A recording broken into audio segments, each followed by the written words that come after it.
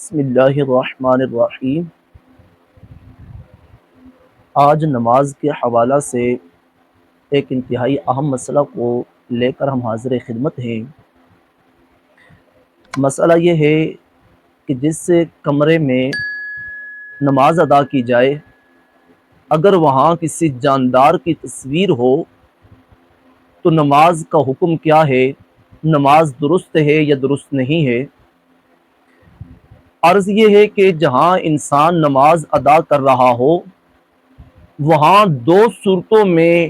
اگر تصویر ہو تو نماز مکروہ تحریمی ہے، اور اس کے سوا بقیہ جتنی صورتیں ہیں ان میں نماز مکروہ تنزیہی ہے۔ جن صورتوں میں نماز مکروہ تحریمی ہے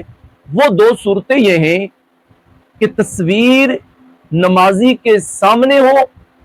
دیوار پر لٹکی ہو یا کسی سہارے کھڑی کی گئی ہو، لیکن وہ تصویر انسان کے پورے قد کی ہو، نمازی کے سامنے ہو اور پورے قد کی تصویر ہو، تو اس صورت میں نمازی کی نماز مکروہ تحریمی ہوگی۔ اور دوسری صورت جس میں نماز مکروہ تحریمی ہے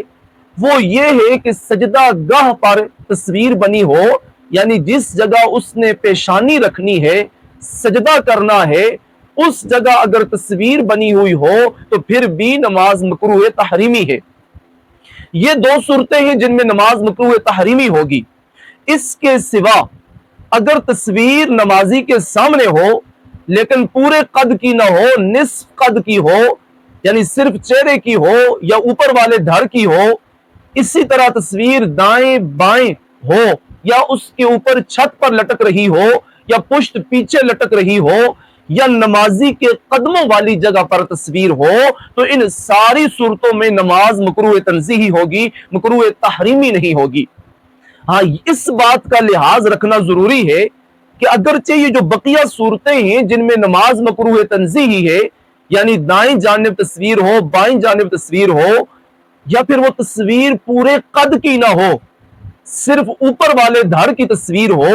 تو ان صورتوں میں نماز مکروہ تحریمی تو نہیں ہے، لیکن ایسی تصویر کا گھر میں رکھنا ضرور مکروہ تحریمی ہے، اور یہ فساق و فجار اور کفار کا طرز عمل ہے، اہل ایمان اور صالحین کا یہ طرز عمل نہیں ہے۔ اور حدیث شریف میں ہے کہ رسول خدا صلی اللہ علیہ وآلہ وسلم نے ارشاد فرمایا،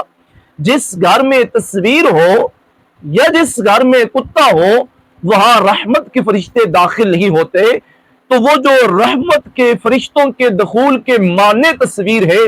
وہ تصویر یہ والی بھی ہے جو اگرچہ آدھے قد کی ہے، جو اگرچہ آدھے دھڑ کی ہے، نماز اس سے مکروہ تحریمی نہیں ہوگی، لیکن فرشتوں کے دخول سے یہ بھی رکاوٹ ہے اور اس کا لگانا بھی گناہ ہے۔ اللہ کریم ہمیں عمل کی توفیق عطا فرمائے۔